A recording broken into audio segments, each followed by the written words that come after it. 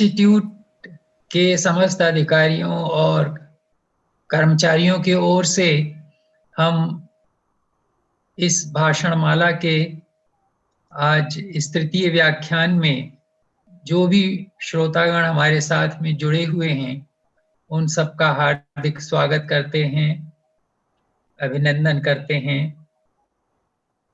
और साथ ही हम अपने विद्वान वक्ता प्रोफेसर श्री जितेंद्र भाई शाह का भी हार्दिक अभिनंदन बीएल इंस्टीट्यूट की ओर से कर रहे हैं और मैं स्वयं भी उनका व्यक्तिगत रूप से अभिनंदन कर रहा हूं और उनको हार्दिक धन्यवाद देता हूं। धन्यवाद तो खैर बाद में और विशेष रूप से दिया जाएगा, लेकिन जो उन्होंने ये 5 दिवसीय भाषणमाला में आज ये तृतीय भाषण प्रस्तुत करने जा रहे हैं, उसके लिए उनको एक एडवांस में पेशगी में ही उनको धन्यवाद दिया जा रहा है। आपने पिछले उनके 2 भाषणों में देखा होगा और सुना होगा कि कितना गंभीर ज्ञान उनको इस विषय का है। तत्वार्थ इस सूत्र को उन्होंने किस प्रकार से हृदयंगम कर रखा है, कैसे आत्मसात कर रखा है, और साथ ही जैन दर्शन जो अत्यंत गंभीर विषय है उसका कितना तलस्पर्शी, कितना गंभीर ज्ञान उनको है, यह आपको प्रकट हो गया होगा। कल और परसों कितने सुबोध और सरल रूप में उन्होंने अपने प्रथम और द्वितीय विशेष रूप से अध्यायों का जो विषय है उस गंभीर विषय को उन्होंने अत्यंत सरल और सुबोध भाषा में आपके सामने प्रस्तुत किया। और ये विषय कोई सामान्य नहीं था, इसको समझाना सरल भाषा में, इसकी व्याख्या करना सरल नहीं था जो उन्होंने किया। आज वो तृतीय और चतुर्थ अध्याय का जो विषय है उसके ऊपर विस्तार से प्रकाश डालेंगे अपनी उसी शैली में, उसी भाषा में, उसी सुबोध ढंग से, उसी सरल ढंग से, जो कि आपको सरलता से हृदयंगम हो जाए। जैन मान्यता के अनुसार इस विश्व की, इस ब्रह्मांड की संरचना किस प्रकार की है और इसमें नरक और स्वर्ग कहाँ कहाँ पर हैं, उसमें किस प्रकार के प्राणी निवास करते हैं, किस प्रकार के प्राणियों का नरकवास होता है, स्वर्ग किस प्रकार का है, कितने प्रकार के स्वर्ग हैं और स्वर्ग में कितने प्रकार के देवता हैं, इन सब का वर्णन आपको इस तृतीय और चतुर्थ अध्याय में मिलता है। यदि समय मिला तो उन्होंने कहा है कि वो पंचम अध्याय का भी थोड़ा सा अंश आपके सामने प्रस्तुत करेंगे। अन्यथा इस समस्त लोक की रचना किस प्रकार से हुई है, इस लोक में क्या क्या है, कहाँ कहाँ क्या क्या स्थित है, अवस्थित है, और पृथ्वी पर भी और अन्यत्र भी, इसके संबंध में आप जैन मान्यता के अनुसार आज जानकारी प्राप्त करेंगे। तो हम आप सब लोगों की ओर से और मैं व्यक्तिगत रूप से उनसे प्रार्थना करता हूं कि कृपा करके इस भाषण माला का तृतीय व्याख्यान प्रारंभ करें और हमें अनुग्रहित करें। प्रणाम सर, और आज के सभी हमारे जिज्ञासु मित्रों को भी प्रणाम करता हूं। वाचकवर्य उमा स्वाति जी ने तत्वार्थ सूत्र की रचना करके जैन दर्शन के तत्वों की समझ पाने का एक सरलतम माध्यम हमारे सामने पेश किया है। जैन धर्म के अनुसार तीर्थंकरों की देशना को, उपदेश को गणधरों ने सुना और सुन करके तीर्थंकर के उपदेश को सूत्रबद्ध किया। जो सूत्रबद्ध किया गया उपदेश है, उन ग्रंथों को आगम ग्रंथ कहा जाता है।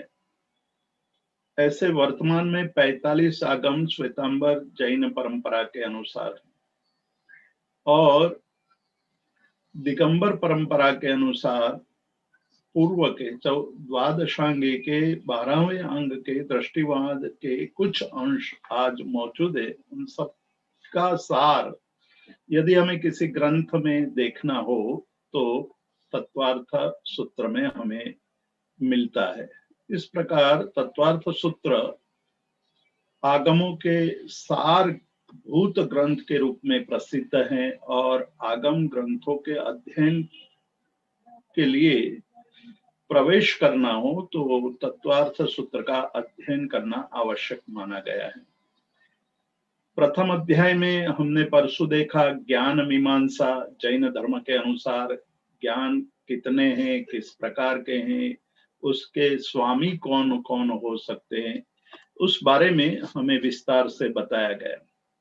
खास करके दो बातें हमें स्मरण में रखनी चाहिए। एक प्रमाण के बारे में, ज्ञान को प्रमाण रूप माना, और दूसरा नय। जो नय का कथन जैन धर्म ने किया है वो उनका मौलिक चिंतन है। 7 नयों की बात जैन दर्शन में सुप्रसिद्ध है, सप्त नय। और इन नयों पर भी बहुत सारे ग्रंथ लिखे गए हैं दार्शनिकों ने, जैन दार्शनिकों ने, जैनाचार्यों ने नय के पर विशेष चिंतन किया है। दूसरे अध्याय में कल हमने जीव मीमांसा पर चिंतन किया था। जीव मीमांसा जीव का स्वरूप, जीव का लक्षण, उनके एक भव में से दूसरे भव में किस प्रकार से जाते हैं, क्या लेकर जाते हैं, क्या लेकर आते हैं, उनके शरीर की संरचना कैसी है, इंद्रियां कितनी है, इंद्रियों के विषय कितने, आदि आदि सारी बातें हमने कल देखी थी। आज भी हम जीव मीमांसा पर ही आगे बढ़ेंगे। जीव का एक प्रकार हमने देखा मनुष्य का, जो पंचेंद्रिय है, संगनी है, संगनी पंचेंद्रिय मनुष्य के बारे में हमने देखा। अब जो हम आज चर्चा करने जा रहे हैं वो तीसरे अध्याय की बात है। तीसरे अध्याय में दो प्रमुख बात वाचक और उमा स्वाति जी ने बताई है। एक नरक का वर्णन और दूसरा लोक का वर्णन। नरक और लोक दोनों का वर्णन जैन दर्शन के अनुसार कैसा है, किस प्रकार का है, वो जानने योग्य है। हम 5वें अध्याय में देखेंगे कि एक सूत्र दिया गया है, 6ठे अध्याय में आएगा सूत्र कि जगत काय स्वभाव संवेग वैराग्यार्थम। जगत और काया का स्वभाव जानना चाहिए और उसको इसलिए जानना चाहिए कि संवेग की प्राप्ति जगत के स्वरूप को जानने से मिलती है और काया के स्वरूप को जानने से वैराग्य उत्पन्न होता है। तो ये दो बात पर विशेष जोर देते हैं, विशेष बात करते हैं वाचक और उमा स्वाति जी। प्रथम तीसरे अध्याय के शुरुआत में नरक की चर्चा करते हैं। जैन धर्म के लोक पुरुष का एक चित्र आप लोगों ने देखा होगा, बहुत सुप्रसिद्ध चित्र है। हमारे कमर पर हाथ रख करके, पैर फैला करके खड़े रहने पर जो मुद्रा, जो आकार बनता है, उसी प्रकार का आकार लोक पुरुष का है। नाभि प्रदेश जो है वो नाभि प्रदेश मध्य लोक जहां हम रह रहे हैं वो प्रदेश है, और नाभि से अधोभाग का जो प्रदेश है वो नरक का प्रदेश बनता है। मतलब मध्य लोक के नीचे नरक के भिन्न भिन्न प्रकार, भिन्न भिन्न लोक वहां मौजूद है। और ऊपर का जो भाग है, नाभि से ऊपर का भाग जो बनता है, यानी मध्य लोक से ऊपर का भाग वो स्वर्ग लोक बनता है। इसी को लोक पुरुष कहा है और वो लोक पुरुष 14 राज लोक प्रमाण है। राज रज्जु, मूल शब्द रज्जु है और रज्जु शब्द का अर्थ पारिभाषिक शब्द के रूप में है, और रज्जु शब्द की व्याख्या करते हुए कहा है कि एक निमिष मात्र में 1,00,000 योजन देव जब गति करता है तो 1,00,000 योजन की गति करता है। और जब देव 6 महीने तक परिभ्रमण करते हुए जितना अंतर काटता है उतने अंतर को एक रज्जु प्रमाण कहा है। ऐसे 14 रज्जु प्रमाण इस लोक की स्थिति है। और ये 14 रज्जु प्रमाण लोक में मध्य लोक के नीचे अधोलोक हैं। अधोलोक को ही नरक की संज्ञा दी गई है। नारकी के जीव जैन धर्म के अनुसार किस प्रकार के होते हैं उसकी चर्चा आज करते हैं। रत्न, शर्करा, वालुका, पंक, धूम, तमो, महातम प्रभा, भूमयो, घनाम्बु, वाताकाश, प्रतिष्ठा, सप्ताधोधु, पृथुतरा। अधो अधः मतलब नीचे नीचे, क्रमशः नीचे नीचे जाते हैं। पृथुतरा मतलब विस्तृत होती जाती है। नारकी का जो विस्तार है वो बढ़ता जाता है। वो घनाम्बु वाताकाश प्रतिष्ठा। घनाम्बु घन, एक घन पानी और वात वायु और आकाश पर टिके हुए हैं ये सातों नरक के लोक। पहला नरक है उसको रत्न प्रभा नाम का नरक का लोक है। दूसरा शर्करा प्रभा है। तीसरा वालुका प्रभा नाम के नरक है। चौथा पंक प्रभा, पांचवा धूम प्रभा, छठा तमह प्रभा और सातवां महातम प्रभा नाम का नरक है। तो ये नीचे नीचे अधो अधो पृथुतरः मतलब बहुत पृथु विस्तृत होती जाती है नारकी। और उसकी संख्या तत्वार्थाधिगम सूत्र के भाष्य में बताई गई है कि रत्न प्रभा की जो जाड़ाई है वो 1,80,000 योजन है और एक रज्जु प्रमाण है। उसके 13 प्रतर हैं और 30 लाख नरकावास है। हालांकि ये सारी बात स्मृति में रखने से थोड़ा ये पता चलेगा कि एक अधोलोक में कितना विस्तृत एक जगत, एक सृष्टि बसी हुई है। दूसरा नरक है वो शर्करा प्रभा है। वो उससे डबल हो जाता है, मतलब 1,80,000 की जगह पर 1,32,000 योजन लंबी वो 2.5 रज्जु की होती है और उसमें 11 प्रतर है और 25 लाख नरकावास है। इस प्रकार से प्रत्येक नरकावास का विस्तार से उसके नाप के साथ उसके रज्जु प्रमाण, कितना रज्जु प्रमाण है, वो सारी बातें हमें यहाँ बताई गई हैं। तासु नरका, उसमें नारकी के जीव, नरक के जीव बसते हैं।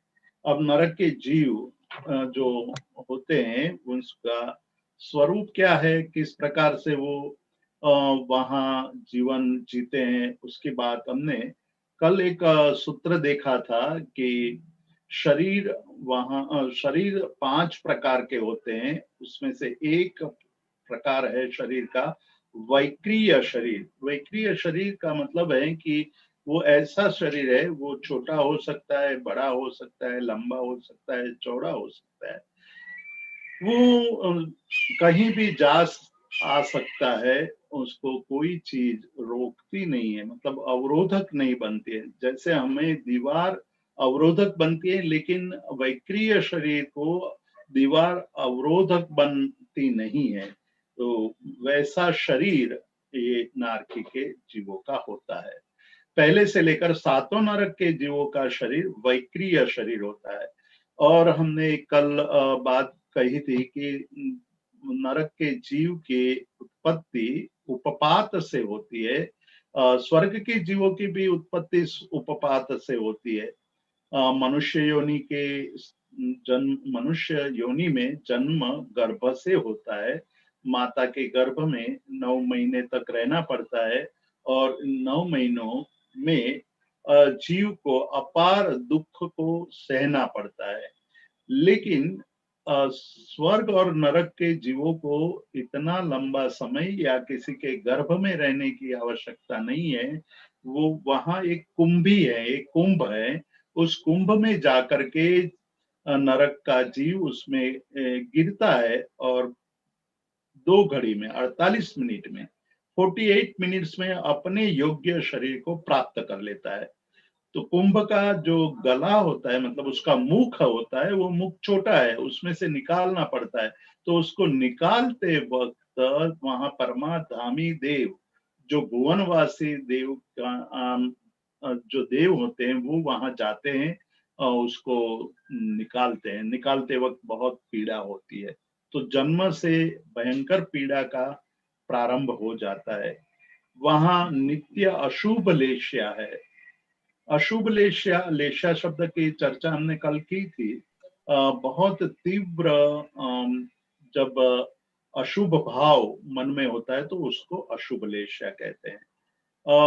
क्रूर भाव होते हैं, जैसे हमने जामुन के वृक्ष का दृष्टांत लिया था। तो जो पहला मनुष्य था, पहला मानव था, उसने कहा कि मैं वृक्ष को काट करके पूरे के पूरे जामुन खाऊंगा। वो और क्रूरतम भाव है कि अपनी पेट की पुष्टि के लिए, अपने भोजन के लिए बहुत बड़ी हिंसा करना, बड़ा विनाश करना, वो क्रूरतम भाव है। क्रूरता के भाव होते हैं, व्यभिचार के भाव होते हैं, दूसरे को पीड़ा देने के भाव होते हैं। वो सारे भाव अशुभ लेशा के माने जाते हैं। और शुभ लेशा में भाव शुभ होते जाते हैं। मतलब दूसरे को सहयोग करना, दूसरे का भलाई करना, परार्थ करना, परमार्थ करना, ये सारे भाव शुभ लेशा में होते हैं।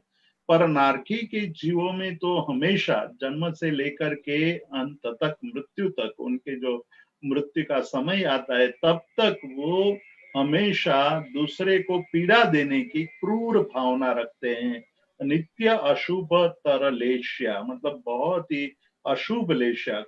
कृष्ण, नील और कापोत, ये कुल 6 लेशिया है। उसको 2 विभाग में विभाजित की गई है।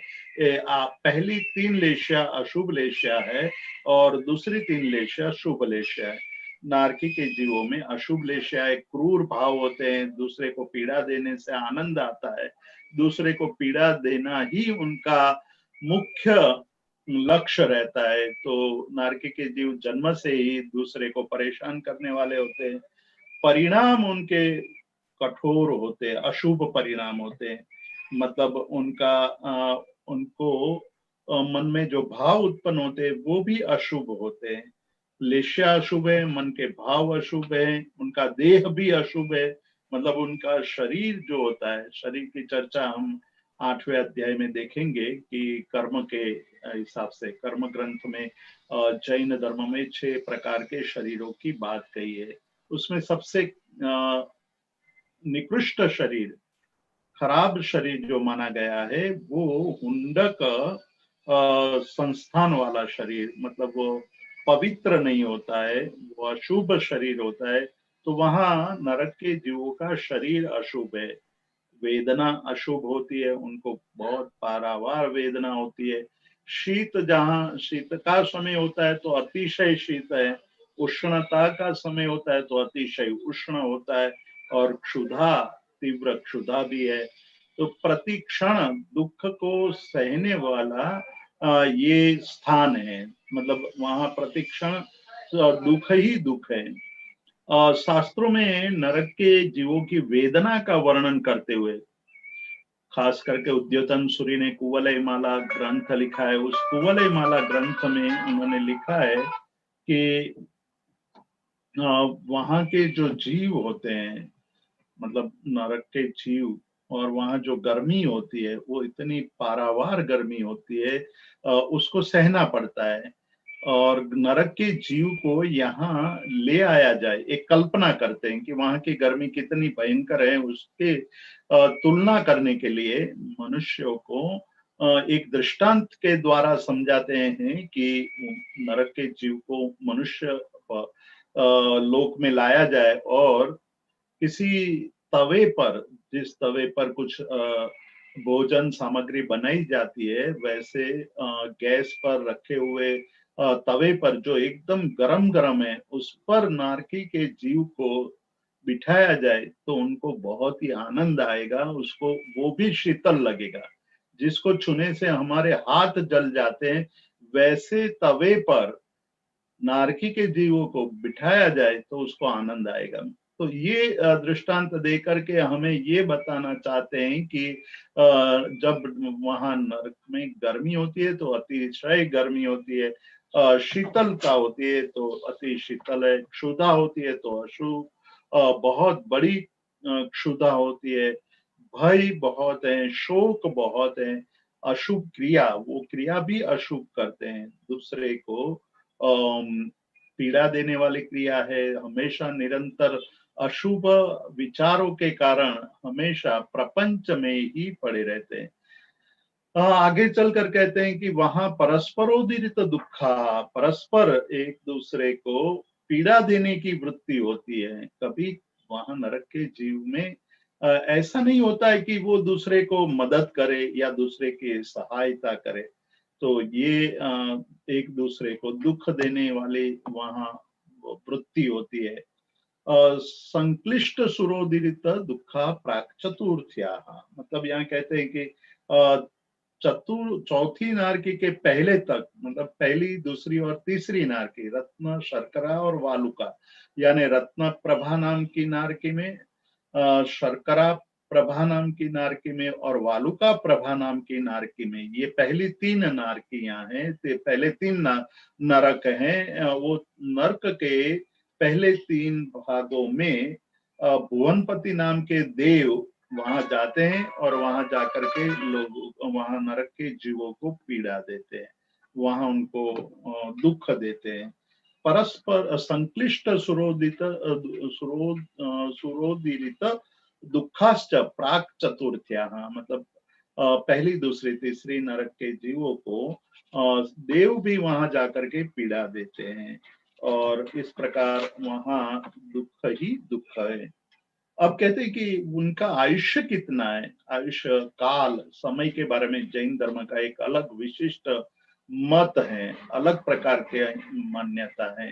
काल निरंतर बहता रहता है। काल के दो महत्वपूर्ण बात उन्होंने कही है कि काल का प्रभाव जीवन पर पड़ता है, मनुष्य जीवन पर पड़ता है, समग्र सृष्टि पर पड़ता है, और उस काल के प्रभाव को देखते हुए काल को एक काल चक्र के रूप में कल्पना की गई है। काल चक्र को दो विभाग में विभाजित कर दिया गया है। एक विभाग है जिसको उत्सर पीढ़ी कहा जाता है, दूसरा विभाग है अवसर पीढ़ी।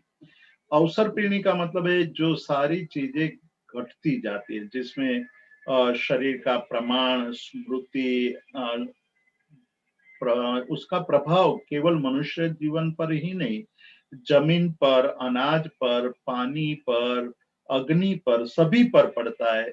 अवसर पीढ़ी का समय जैसे जैसे बीतता जाता है वैसे वैसे मनुष्य की स्मृति भी कम होती जाती है, शरीर का प्रमाण भी कम होता जाता है और धीरे धीरे उसके शक्ति भी कम होती जाती है।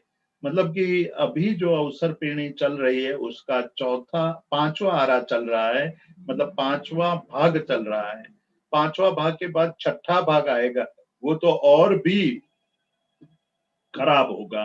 वो मतलब इतना खराब होगा कि पानी की बहुत बड़ी किल्लत होगी, पानी ही नहीं मिलेगा, दिन में अतिशय गर्मी होगी, रात को अतिशय ठंडी होगी, खाना पकाने के लिए भी अग्नि जैसा कोई साधन बचा नहीं होगा, दिन की गर्मी में बाहर निकलना मुश्किल होगा। ये छठे आरे का जो वर्णन किया गया, छठे आरे के समय का वर्णन किया गया, वो आज जो वैज्ञानिक ओजोन वगैरह टूटने से और पर्यावरण की समस्या से जो चिंता जताते हैं, वही बात आज से 2500 साल पहले जैन आगमों में समय का वर्णन करते हुए बताई गई है कि ऐसी भयंकर स्थिति आ जाएगी कि आदमी को खाने के लिए, पकाने के लिए बहुत ही पुरुषार्थ करना पड़ेगा। भोजन भी मिलेगा नहीं और हिंसा करके भोजन करते होंगे। इस प्रकार की बातें छठे आर्य के बारे में बताइए। समय की ये चर्चा कर रहे हैं। कुल समय देखा जाए तो 20 कोटा कोटि सागरोपम का समय है एक काल चक्र का। उसको दो विभाग में विभाजित करते हैं तो 10 कोटा कोटि सागरोपम उत्सर्पिणी का, 10 कोटा कोटि सागरोपम उत्सर्पिणी का। अवसर्पिणी में सब कुछ घटता जाता है, उससे विपरीत उत्सर्पिणी में सब कुछ बढ़ता जाएगा। मतलब शरीर का प्रमाण बढ़ेगा, शक्ति बढ़ेगी, स्मृति बढ़ेगी, जमीन की फलद्रुपता बढ़ेगी, अनाज का सत्व बढ़ेगा। मतलब थोड़ा सा अनाज का खा करके बहुत शक्ति अर्जित कर सकते हैं। इस प्रकार का काल फिर आएगा जो उत्सर्पिणी काल कहते हैं। ये काल चक्र निरंतर घूमता रहता है। उत्सर्पिणी के बाद अवसर्पिणी, अवसर्पिणी के बाद उत्सर्पिणी।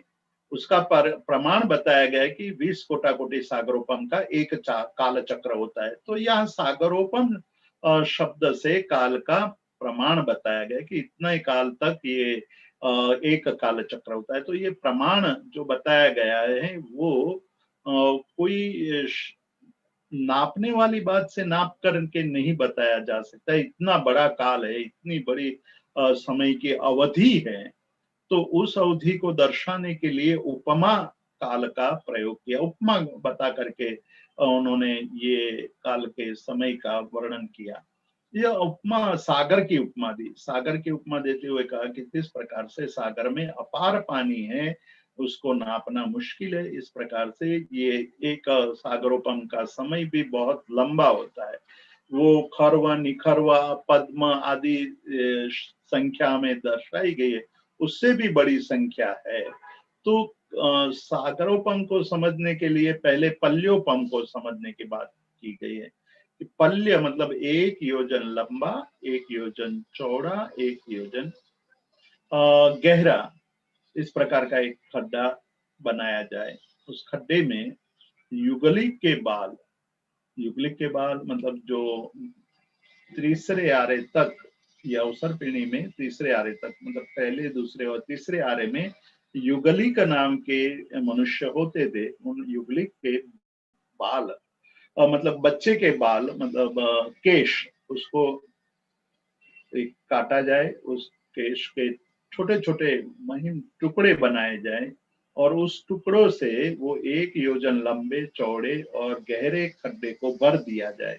और भरने के बाद वो इतना ठास ठास के भर दिया गया होना चाहिए जिस पर से चक्रवर्ती का सैन्य, पूरा का पूरा सैन्य गुजर जाए, मतलब वहां से निकल जाए, फिर भी वो तनिक भी एक अंश मात्र भी वो खड्डा मतलब उसमें गड्ढा नहीं पड़ना चाहिए। इतना भरा हुआ उस कुएं में से 100 साल में एक बाल निकालने पर जब वो गड्ढा खाली हो जाएगा तब एक पल्योपम का समय माना जाएगा। ये बहुत लंबा समय है, उसको संख्या से नापा नहीं जाता है, इसलिए उपमा से नापने की बात कही कि उपमा के द्वारा हमें उसको नापना चाहिए। तो उपमा के द्वारा जब नापने की बात आई तो एक पल्योपम की बात आई। एक पल्योपम को एक नापना मुश्किल है शब्द, तो उपमा, पल्य उपमा, पल्योपम, पल्योपम काल का। तो ऐसे करोड़ पल्योपम को करोड़ पल्योपम से गुणाकार करने से कोटा कोटि होता है। एक कोटा कोटि पल्योपम। ऐसे 100 कोटा कोटि पल्योपम होता है, तब एक सागरोपम होता है। तो एक सागरोपम के भी उसको 1 करोड़ सागरोपम से 1 करोड़ सागरोपम से गुणाकार करने पर 1 कोटा कोटि सागरोपम, और ऐसे 10 कोटा कोटि सागरोपम पर एक काल चक्र बनता है। तो ये बहुत लंबा काल का प्रमाण है, वो उपमा के द्वारा ही दर्शाया जा सकता है। वो बात इसलिए बताई कि भी इतना लंबा काल, एक नरक में कोई एक जीव जाता है तो उसकी उत्कृष्ट स्थिति, मतलब दो बातें बताई गई, एक जघन्य स्थिति और उत्कृष्ट स्थिति। जघन्य मतलब बहुत कम, अल्पतम। अल्पतम स्थिति कितनी होगी और महत्तम स्थिति कितनी होगी। उत्कृष्ट का मतलब है महत्तम। एक जीव नरक में जाता है और उसने महत्तम आयुष्य का बंध किया। जैसे हम कहते हैं कि मनुष्य जन्म में का महत्तम आयुष्य 100 साल का, 110 साल का मान सकते हैं, लेकिन उससे ज्यादा नहीं जी सकता है मनुष्य। उसी प्रकार नरक में जाएगा तो एक जीव पहली नरक में जाएगा तो उसका समय कितना होगा। तो वहां बताया कि उत्कृष्ट से उत्कृष्ट स्थिति होती है पहले नरक में एक सागरोपम की। मतलब एक बार वो पहली नरक में गया तो वो नरक में गया हुआ जीव एक सागरोपम काल तक वहां से बाहर नहीं निकलेगा। उसको एक सागरोपम तक दुख झेलना पड़ेगा। तो कर्मबंध जब होता है तब पता नहीं चलता है कि कितने लंबे अवधि तक, लंबी अवधि तक हमें दुख भोगना पड़ेगा। ये तो केवल एक पहली नारकी के जीवों की बात कही। दूसरी नारकी में 3 सागरोपम तक दुख भोगना पड़ेगा। तीसरी में 7 सागरोपम, चौथी में 10 सागरोपम, पांचवी में 17 सागरोपम, छठी में 22 सागरोपम और सातवीं नरक में 33 सागरोपम का आयुष्य होता है। 33 सागरोपम तक वो वहां से निकल नहीं पाता है। मतलब कितना लंबा समय है। यदि कोई ने किसी ने तीव्रतम क्रूरतम कषाय किया है, मतलब जैसे वर्ल्ड वॉर में जब हत्याएं होती है तो लाखों लोगों की हत्या होती है, और लाखों लोगों की हत्या करने के लिए जो भाव बनते हैं वो अति क्रूर भाव होते हैं। उस क्रूर भावों से जो कर्म बंद होता है वो सातवीं नरक तक ले जाते हैं, और सातवीं नरक में जा करके 33 सागरोपम तक का समय तक दुख भोगने का होता है। तो इस प्रकार से नारक के जीवों की परिस्थिति दर्शाई गई कि कितने लंबे समय तक दुख भोगना पड़ता है। अब यहाँ मतलब इतना संक्षेप में नारक के जीवों का वर्णन करके अब लोक की बात करते हैं। जैन धर्म के अनुसार लोक कैसा हो सकता है, उसकी स्थिति कैसी हो सकती है, भूगोल कॉस्मोलॉजी जैनिज्म के अनुसार क्या है, इस पर बहुत बड़ा चिंतन हो रहा है। सबसे बड़ी बात ये है कि हम कहते हैं कि पृथ्वी आज जो विज्ञान बता रही है, विज्ञान के बहुत बड़े आविष्कार हुए हैं, और आविष्कार होने के कारण जब पृथ्वी से निकलकर चांद पर जाते हैं तो बीच में वो पृथ्वी के गुरुत्वाकर्षण क्षेत्र से बाहर निकल करके उस यान से पृथ्वी का जब फोटोग्राफ्स लेते हैं तो वो फोटोग्राफ्स तो गोल गेंद जैसा, मतलब नारंगी जैसा गोल आकार दिखाई देता है। पृथ्वी का आकार गोल दिखाई देता है। और यहाँ कहते हैं कि पृथ्वी का आकार गोल तो है लेकिन थाली जैसा गोल है। ये बात थोड़ी विचित्र लगती है, सभी के मन को संशय पैदा करने वाली होती है। तो ये इसको कैसे समझा जाए कि भाई ये बात सही है या गलत है, ये समझना मुश्किल है। तो ये इसके पर वैज्ञानिक जो कॉस्मोलॉजी के वैज्ञानिक है वो काफी चिंतन कर रहे हैं। एक बात उन्होंने ये कही कि हमारी जो गैलेक्सी है वो गैलेक्सी ठीक थाली की तरह ही गोल है। आपने गैलेक्सी का चित्र देखा होगा, तो गैलेक्सी में पूरी सृष्टि आ जाती है। तो यहाँ कहते हैं कि 14 राजलोक जो बताया गया है वो थाली की तरह गोल है, तो वहां उसका कुछ समन्वय हो सकता है। अब ये हम नहीं कह सकते कि वही बात जैन धर्म गैलेक्सी की बात कर रहा है कि इस सृष्टि की बात कर रहा है। लेकिन हमें जब जो बताया गया है वो सर्वज्ञ के द्वारा बताया गया है ऐसा माना जाता है, और वैसा मानने पर ये प्रश्न उठता है कि सर्वज्ञ के द्वारा ये कथित है सृष्टि की संरचना, तो क्या ऐसी बात कह सकते हैं सर्वज्ञ? ये प्रश्न भी बहुत बड़ा प्रश्न है उस पर भी काफी गंभीरता से चिंतन हो रहा है। इसीलिए गैलेक्सी को ही पृथ्वी सृष्टि का स्वरूप मान करके यदि हम उसके साथ तुलना करते हैं तो तुलना करीब करीब समान बैठ जाती है। इस विषय पर जमशेदपुर से जीवराज जैन नाम के एक बहुत बड़े वैज्ञानिक है, वो काफी शोध कर रहे हैं। एक उदयपुर में प्रोफेसर नारायण कछारा करके, उन्होंने भी काफी बहुत सारे लेख लिखे हैं। और एक जैनाचार्य नंदी घोष सूरी करके एक आचार्य है, उन्होंने इस पर कई किताबें लिखी है।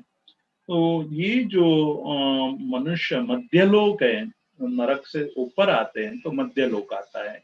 मध्यलोक में जो स्थिति है उसकी बात करते हैं कि जम्बूद्वीप लवणादयः शुभ नामानो द्वीप समुद्रा। मतलब मध्यलोक में द्वीप और समुद्र है। द्वीप और समुद्र से ये मध्यलोक बना हुआ है। और जो द्वीप है उसको जम्बू द्वीप कहते हैं। और लवणादय समुद्र, लवण आदि समुद्र है, उसके नाम आगे गिनाए हैं, बताए गए हैं। तो समुद्र किस प्रकार के होते हैं, उसका पानी कैसा होता है, वो कितना लंबा चौड़ा है, उसका बहुत ही विस्तार से वर्णन बृहद क्षेत्र समास नाम के ग्रंथ में बताया गया है। वो क्षेत्र समास या आगम में जम्बूद्वीप प्रज्ञप्ति, सूर्य प्रज्ञप्ति, चंद्र प्रज्ञप्ति और द्वीप सागर प्रज्ञप्ति करके ये जो आगमिक ग्रंथ है उसमें इस विषय में काफी चिंतन किया है। तो तीर्थालोक यानी मध्य लोक में जम्बूद्वीप, लवण समुद्र आदि शुभ नाम वाले असंख्य द्वीप और असंख्य समुद्र हैं। यदि आप गैलेक्सी की बात करोगे तो गैलेक्सी में असंख्य ग्रह, नक्षत्र, तारा, पृथ्वी आदि असंख्य हैं। वो बात वहां मेल खाती है कि गैलेक्सी को लेकर के हम चर्चा करते हैं तो ये जो सूत्र में, इस सूत्र में जो बताया गया है, जो 7वां सूत्र है उसमें कि लवणादय शुभनामानो असंख्य द्वीप और असंख्य समुद्र हैं। हमारे आज की पृथ्वी पर तो असंख्य की संभावना ही नहीं है और असंख्य द्वीप भी नहीं है। ये पृथ्वी को एक जम्बू द्वीप के रूप में मानते हैं। तो जम्बू द्वीप कैसा है, किस प्रकार का है, उसकी चर्चा करते हैं कि द्विद्वीर विष्कंबा पूर्व पूर्व परिक्षेपिणो वलयाकृतयः। ये जैन धर्म के जो भूगोल है उस भूगोल का यहाँ स्पष्ट विधान किया गया है कि द्वीप और समुद्र, पूर्व पूर्व के द्वीप और समुद्र से उत्तर उत्तर के द्वीप और समुद्र द्विगुणित है, मतलब डबल डबल हो जाता है। मतलब जो जम्बू द्वीप है उससे बड़ा उसका जो लवण समुद्र है, जम्बू द्वीप के बाद तुरंत आने वाला समुद्र है वो लवण समुद्र है। और उसके बाद अलग अलग पृथ्वी है वो उससे डबल है। उसके बाद जो समुद्र आएगा वो समुद्र उससे भी ज्यादा डबल है। तो ये कहते हैं कि द्विद्वीर विष्कंबा, मतलब दो डबल डबल हो जाते हैं, उसकी चौड़ाई बढ़ती जाती है और पूर्व पूर्व की अपेक्षा उत्तर उत्तर के पृथ्वी और समुद्र के द्वीप और समुद्र का परिमाण बढ़ता जाता है। तन्मध्य, इन सभी के मध्य में मेरु पर्वत है। मेरु नाभिर्वृत्तो, तन्मध्य मेरु नाभिर्वृत्तो योजन शतसहस्र विष्कंभो जम्बूद्वीप। तन्मध्य, इन सारे असंख्य द्वीप और समुद्र के बीच में, मतलब मध्य भाग में जम्बू द्वीप है और वो 1,00,000 योजन लंबा चौड़ा है। गोल है लेकिन वो 1,00,000 योजन, एक तरफ से नापा जाए तो दूसरी तरफ तक जितना अंतर होता है उसका 1,00,000 योजन बताया गया है। आज की जो पृथ्वी है उस पृथ्वी का मेल नहीं खाता है। तो एक प्रश्न ये भी वैज्ञानिक लोग कर रहे हैं कि हमें ये योजन का जो नाप है उस योजन के नाप को, मीटर्स को, जितने भी मीटर्स दिए गए हैं, यहाँ 2-3 बातें हमें गौर करनी होगी। एक, हमें जो सागरोपम, पल्योपम की बात कही गई है, वो कैसे नापा जाए? कोटा कोटि कहा है।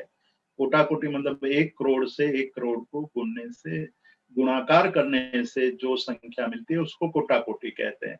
तो कोटा कोटि करोड़ को करोड़ से गुणने की बात कर रहे हैं, या करोड़ का वहां कोई और अर्थ हो सकता है, इसकी संभावना पर भी वैज्ञानिक लोग विचार कर रहे हैं। तो यहाँ बताया गया कि जम्बूद्वीप का जो प्रमाण है, वो परिमाण है, वो 1,00,000 योजन का है। मतलब एक तरफ से निकले और दूसरी तरफ तक हम पहुंचे तो 1,00,000 योजन का अंतर होता है। क्या ये संभव है? आज जो हमारा पृथ्वी, हमारी जो पृथ्वी है उसका तो करीब 25,000 किलोमीटर की पृथ्वी है। एक जगह पृथ्वी का एक किनारे से हम दूसरे मर्यादा तक जाएंगे तो केवल 25,000 26,000 किलोमीटर होते हैं। मतलब जापान से निकल करके हम एलए तक पहुंचेंगे घूमते हुए तो इतना अंतर होगा।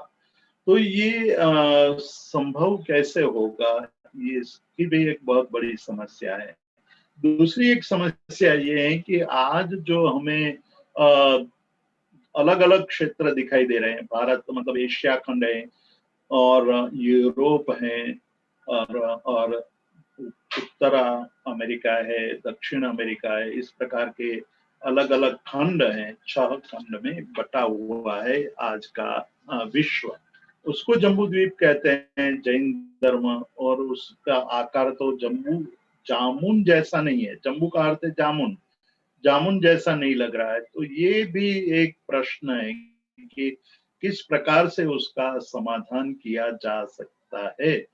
तो कहते हैं कि ये पहले सारे जितने भी आज के कॉन्टिनेंट हैं, जितने भी ये खंड हैं, वो सारे मिले हुए थे। समय समय पर अलग अलग प्रकार के भूकंप आदि मिलियंस ऑफ ईयर्स लगे हैं। तो उस समय धीरे धीरे ये टूटते गए हैं, अलग होते गए हैं, और उस अलग होने के कारण आज हमें भिन्न भिन्न दिखाई दे रहे हैं। लेकिन उसको आप एक एटलास में उसको जोड़ते जाओगे तो पूरा एक जामुन का आकार बन जाएगा। तो शायद ये हम कल्पना कर सकते हैं कि ओरिजिनली ये सृष्टि का आकार, मतलब पृथ्वी का आकार जो जिसमें हम रह रहे हैं वो जामुन के आकार का रहा होगा। लेकिन बाद में अर्थक्वेक के कारण, यानी कि भूकंप के कारण वो अलग होते गए होंगे और आज अलग अलग खंड के रूप में दिखाई देते हैं। तन्मध्य मतलब ये जम्बूद्वीप के बराबर मध्य में मेरू, मेरू नाभि में, उसके केंद्र में मेरू पर्वत है, और वो मेरू पर्वत 1,00,000 योजन ऊंचा है। उसकी ऊंचाई 1,00,000 योजन की है। तो 1,00,000 योजन ऊंचा पर्वत जिसको मेरू पर्वत कहा गया है, मेरू पर्वत आज हमें दिखाई नहीं देता है। आज की जो हमारी पृथ्वी है उसके मध्य में ऐसा कोई पर्वत नहीं है जिसको हम मेरू पर्वत कह सके। तो ये भी एक समस्या है कि मेरू पर्वत किसको माना गया, क्यों माना गया, वो आज है कि नहीं है। वो एक खोज का विषय बन सकता है।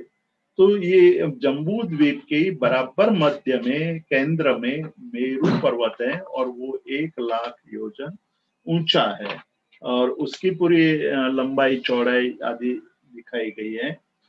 मैं अभी उसको यहाँ छोड़ रहा हूं क्योंकि ये बहुत लंबी बातें हैं। जम्बू द्वीप के अंदर भरत, हेमवत, हरिवर्ष, महाविदेह, रम्यक, हिरण्यवत और ऐरावत, ये 7 क्षेत्र आए हैं।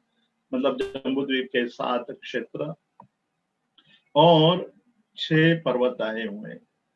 भरत, हेमवत वगैरह क्षेत्र को विभाजित करने वाले ये पर्वत हैं, और वो पूर्व से पश्चिम तक लंबे हैं।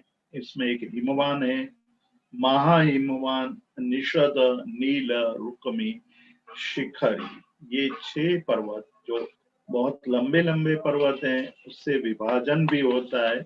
तो इस प्रकार से भरत क्षेत्र, हेमवंत पर्वत, फिर हेमवंत क्षेत्र, फिर महाहेमवंत पर्वत, फिर हरिवर्ष क्षेत्र, फिर निषद पर्वत, फिर महाविदय क्षेत्र, फिर नीलवत पर्वत, फिर रम्य क्षेत्र, उसके बाद रुकमी पर्वत, फिर हिरण्यवत क्षेत्र, उसके बाद शिखरी पर्वत, और फिर इसके बाद ऐरावत क्षेत्र। तो इस प्रकार से सृष्टि की संरचना के बारे में जैन धर्म ने जो चिंतन किया है उसको यहाँ वाचकवर्य उमा स्वाति जी हमें बता रहे हैं। और वीर धातकी खंडे, धातकी खंड आता है वो जम्बू द्वीप से डबल है, और उसके बाद पुष्करावर्त नाम का द्वीप आता है, वो भी जम्बू द्वीप से द्विगुणित है। उसमें मनुष्योत्तर पर्वत के पहले मनुष्यों का वास है। मनुष्यों के दो भेद बताए गए, जो आर्य और म्लेच्छ। आर्य और म्लेच्छ मतलब जो अनार्य है उसको म्लेच्छ शब्द से यहाँ बताया गया है कि जो आर्य का मतलब है शिष्ट जन, जो करने योग्य कार्य करते हैं, उचित कार्य करते हैं, वो सारे आर्य लोग हैं। जो अनुचित कार्य करते हैं, जो न करने जैसे कार्य करते हैं, हिंसा करते हैं, हत्या करते हैं, वो सारे अनार्य माने गए। अनार्य को म्लेच्छ कहा है। म्लेच्छ शब्द के बारे में भी काफी चिंतन हुआ। वैयाकरणों ने भी म्लेच्छ शब्द से क्या लेना चाहिए वो चिंतन किया है। और पाणिनि वगैरह म्लेच्छ अव्यक्तायाम वाची, जो अव्यक्त वाणी बोलने वाले हैं, जिसकी वाणी को हम समझ नहीं पाते हैं, उसको म्लेच्छ कहा है। हालांकि वो यहाँ आज का हमारा विषय नहीं है, इसलिए मैं उस पर ज्यादा चिंतन यहाँ नहीं करना चाहता हूँ, जाति बात नहीं करना चाहता हूँ। लेकिन मनुष्य के दो भेद किए गए, आर्य और म्लेच्छ, और उसमें कर्मभूमि की बात करते हैं कि जहाँ कर्मभूमि एक बहुत ही अद्भुत सिद्धांत जैन धर्म ने रखा है कि जिस भूमि पर असी यानी शस्त्र आदि की क्रिया प्रक्रिया होती है, मसी यानी शाही यानी लेखन आदि पठन पाठन की क्रिया होती है, और कृषि यानी खेती आदि की क्रिया होती है, वो कर्म भूमि है। और कुछ भूमियां ऐसी है वहां असी मसी और कृषि का व्यवहार संभवित नहीं है, उसको अकर्म भूमि कही है। तो अकर्म भूमि में मनुष्य की संभावना नहीं होती है। तो यहाँ कहते हैं कि कर्म भूमि में 5 भरत क्षेत्र में पांच भरत क्षेत्र कर्म भूमि स्वरूप है, 5 ऐरावत क्षेत्र और 5 महाविदय क्षेत्र कर्म भूमि है, और देव कुरु और उत्तर कुरु अकर्म भूमि है।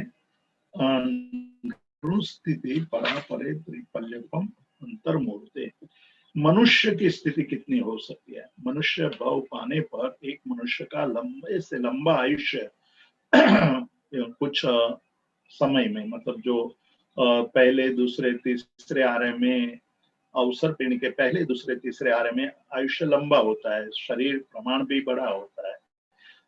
आज भी कई वैज्ञानिक ये बात कह रहे हैं कि भाई कुछ लाख वर्ष पहले मनुष्य का शरीर बहुत लंबा हुआ करता था। तो ये बात यहाँ कह रहे हैं कि उस समय मतलब अधिक से अधिक आयुष्य कितना हो सकता है, उसके बात करते हुए कहा है कि ज्यादा से ज्यादा 3 पल्योपम का आयुष्य मनुष्य गति में हो सकता है। और अल्पतम आयुष्य अंतर्मुहूर्त, अंतर्मुहूर्त का मतलब है कि 2 से 9 समय तक, समय का माप बताते हुए कहा है कि आंख के एक पलकारे में असंख्य समय बीत जाते हैं। मतलब कोई एक मनुष्य योनि में आता है, कोई एक जीव मनुष्य योनि में आता है तो केवल 2 से 9 समय तक का आयुष्य लेकर भी आता है। केवल 2 से 9 समय की गिनती इस प्रकार की है कि हम आंख बंद करके खोलने में जितना समय लेते हैं उतने समय में असंख्य समय बीत गए होते हैं। तो 2 से 9 समय का मतलब अल्पतम समय उसका आना और जाना, आंख के पलकारे में ही वो आया और चला गया। तो कम से कम आयुष्य 2 से 9 समय का, अधिकतम आयुष्य 3 पल्योपम का होता है। तिर्यक योनि नाम से, तिर्यंच का भी वही आयुष्य होता है। मतलब अलग अलग समय में आयुष्य में के प्रमाण में वृद्धि हानि होती है। उत्सर पीढ़ी होगी तो हानि होती जाएगी, उत्सर पीढ़ी होगी तो वृद्धि होती जाएगी। तो इस प्रकार से मनुष्य की आयुष्य के बारे में भी चिंतन किया गया है, इसका प्रमाण में दर्शाया गया। अब आता है देवलोक का वर्णन। ये चौथा अध्याय है जिसमें देव का वर्णन प्रारंभ होता है। देव को सुख ही सुख है, जहां नरक में दुख ही दुख है, उससे विपरीत देवलोक में सुख ही सुख है, जिसको हम स्वर्ग कहते हैं। स्वर्ग अत्यंत सुख है। तो देवास चतुर निकाया, मतलब देव के 4 प्रकार हैं, 4 भेद हैं। एक भुवनवासी देव है, दूसरे व्यंतर है, तीसरे ज्योतिष्क है और चौथे वैमानिक देव। 4 प्रकार के देवों की बात करके जैन धर्म ने एक बहुत बड़ी बात कही कि ये सूर्य, चंद्र, तारा, ग्रह, नक्षत्र आदि देव स्वरूप है। उसको ज्योतिष्क देव कहते हैं। तो ज्योतिष्क देव के स्वरूप की चर्चा इसी अध्याय में वाचक वर्य करने वाले हैं। व्यंतर, जिसको हम आज पिशाच, भूत पिशाच कहते हैं, वो वास्तव में व्यंतर कोटि के देव होते हैं। सामर्थ्य है और सामर्थ्य होने के कारण वो कुछ कर सकने की क्षमता रखते हैं, शक्ति है। जब देव गति में जाते हैं, व्यंतर गति में कोई जीव उत्पन्न होता है, तो अच्छे कर्मों के कारण ही देव बनेगा। देव बनने के बाद हीन कोटि की योनि में वो जाएगा। यदि उसने अच्छे कर्मों के बाद बुरे कर्म किए होंगे तो वो पुनः हल्की कोटि का देव बनेगा। तो कोई देव कोई व्यक्ति अच्छे कार्य करने के पश्चात यदि बुरा कार्य करता है तो देवलोक में तो पहुंच गया। देवलोक में पहुंचने पर उसको अपनी वासना याद आएगी, जिसके प्रति वैर लेना है, जिसके प्रति द्वेष भाव पैदा हुआ था, उसका द्वेष को परिपूर्ण करने के लिए, परेशान करने के लिए वो वहां से निकल करके, उनको अवधि ज्ञान होता है। हमने कल देखा था, परसों देखा था कि देव जन्म से ही अवधि ज्ञानी होते हैं।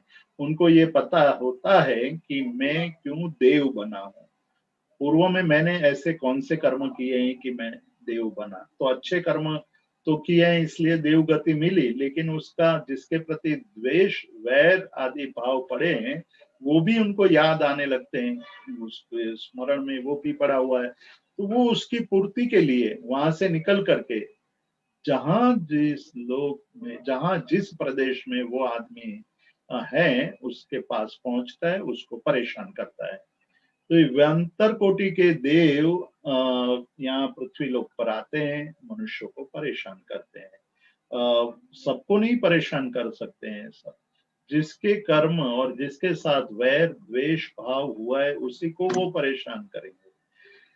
तो ये देव यहाँ आ जाते हैं। फिर यहाँ आने के बाद मतलब जब वो वहां से निकलते हैं तो अमुक अंतर तक तो वो पहुंच जाते हैं, इच्छित स्थान तक पहुंच जाते हैं। फिर बाद में उसको कहाँ वापिस लौटना है वो उतना याद नहीं रहता है। अमुक योजन तक का वो देख पाते हैं, अब उनको वापिस जाना है। वैर भाव समाप्त, वैर का जो बदला लेना था वो ले लिया और वापिस जाने का अवसर आया तो वो भूल गए होते कि मैं वापिस कहाँ जाऊं। तो वो फिर भटकते रहते हैं। इसलिए हम कहते हैं कि ये भटकता हुआ भूत है, पिशाच है। उसका मूल कारण तो ये है कि उनके मन के अंदर वैर भावना होती है। उस वैर भावना के कारण ही वो देव लोक से निकल करके मनुष्य लोक में आकर के मनुष्य को परेशान करते हैं। तो ये व्यंतर कोटि के देव होते हैं। और वैमानिक देव जो उच्च कोटि के देव है, विमान में रहने वाले वैमानिक देव हैं। भुवनपति जो नरक आदि के जीवों को पीड़ा देने वाले जो देव हैं वो भुवनपति देव हैं। तो ये 4 प्रकार के देवों की बात कही है। और उनका स्वरूप कैसा होता है, उसका रंग कैसा होता है। जिस प्रकार से नरक के शरीर के बारे में बताया था कि कृष्ण रंग होता है उनके शरीर का, वहां लेशिया का अर्थ रंग के साथ जोड़ना है। यहाँ पीतलेशिया यानी कि तेजस्वी रंग होता है, मतलब देवों का शरीर का स्वरूप तेजस्वी होता है, ओजस्वी होता है, जिसको हम लश्कर कहते हैं। उनका ओज तेज इतना अधिक होता है कि मनुष्य उनको साक्षात अपनी आंखों से नहीं देख पाता है, उतनी ज्यादा आभा उनके शरीर पर होती है। तो वो कहते हैं कि खास करके जो ज्योतिष का देव होते हैं, ज्योतिष का यानी तीसरे प्रकार के देव, जैसे हम भुवनपति, बाद में व्यंतर देखा, तीसरे प्रकार के देव ज्योतिष का देव होते हैं, और चौथे प्रकार के जी वैमानिक है। तो तीसरे प्रकार के जो देव हैं वो जो तेजस्वी होते हैं, उनके शरीर की कांति तेजस्वी। अब यहाँ बता दी कि ये चारों प्रकार के देव हैं, उनके भी प्रतिभेद होते हैं, उत्तर भेद है कि भुवनपति के 10 प्रकार हैं। और भुवनपति के 10 प्रकार की चर्चा हम करेंगे। व्यंतर 8 प्रकार के होते हैं, ज्योतिष 5 प्रकार के होते हैं, और वैमानिक 12 प्रकार के होते हैं। अब ये हमारे मन में प्रश्न हो सकता है कि भाई जिस तरह से मनुष्य लोक में अलग अलग देश प्रदेश है, उस तरह देवलोक में क्या होता होगा, देवों की व्यवस्था कैसी होती होगी, देव किस प्रकार से कार्य करते होंगे। तो वहां भी हम देखते हैं कि एक सामान्य कोटि के देव होते हैं, कुछ विशिष्ट कोटि के देव होते हैं, उसको हम इंद्र कहते हैं, यानी कि देवों का राजा है वो इंद्र है। तो वहां भी राजा, प्रजा, सभा, सैन्य, व्यवस्था आदि होता है या नहीं, उसकी चर्चा करते हुए जैन धर्म ने कहा कि जो चारों प्रकार के देव हैं वो प्रत्येक के अंदर एक व्यवस्था बनी हुई है, और वो व्यवस्था ये है कि सभी देवलोक में, सभी प्रकार के देवों में इंद्र होते हैं, वो देवों का अधिपति राजा होता है। जो राजा होता है उसी को इंद्र कहते हैं। उसमें से कुछ देव सामानिक रूप होते हैं जो इंद्र के समान रिद्धि वाले होते हैं, लेकिन वो इंद्र के लिए भी पूजनीय होते हैं। जिस प्रकार से माता पिता उपाध्याय आदि को हम पूजनीय मानते हैं, उसी प्रकार देवताओं के सामने इंद्र जो है, इंद्र भी एक ऐसे कुछ देव होते हैं जिनको पूजनीय मानते हैं। वैसे देवों को सामानिक देव कहा है।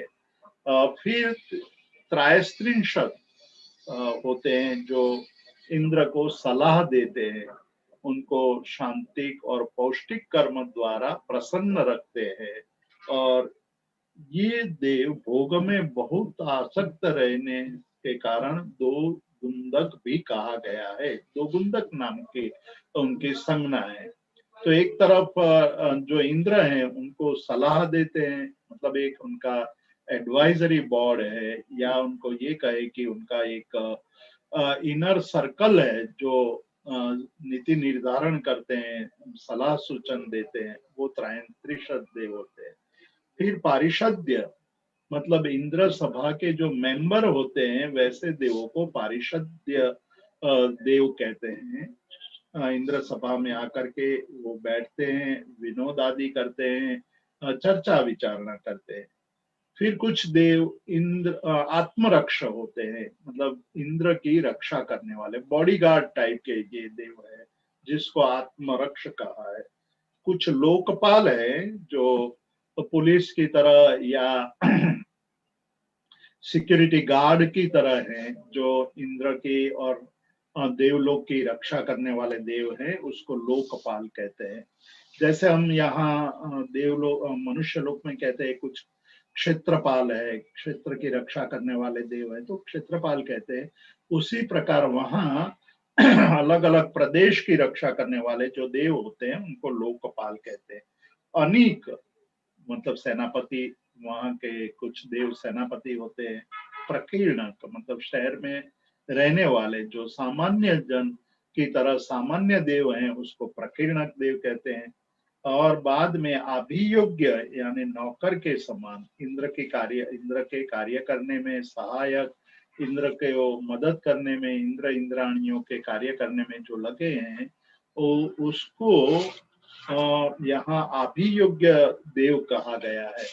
और बाद में किल्बिष जो अंत्यज कोटि के जीव है देव हैं जो सफाई आदि का कार्य करते हैं। तो देवलोक का भी एक पूरा तंत्र है वहाँ का। वहाँ राजा भी है, सभा भी है, एडवाइजर है, और वहाँ मंत्री आदि भी हैं, और साथ प्रजा भी है। प्रजा के साथ साथ सैन्य है, रक्षक हैं, और सफाई करने वाले देव भी है। इसमें सबसे हीन कोटि के देव जो किल्बिषक नाम के देव होते हैं वो सबसे हीन कोटि के देव माने।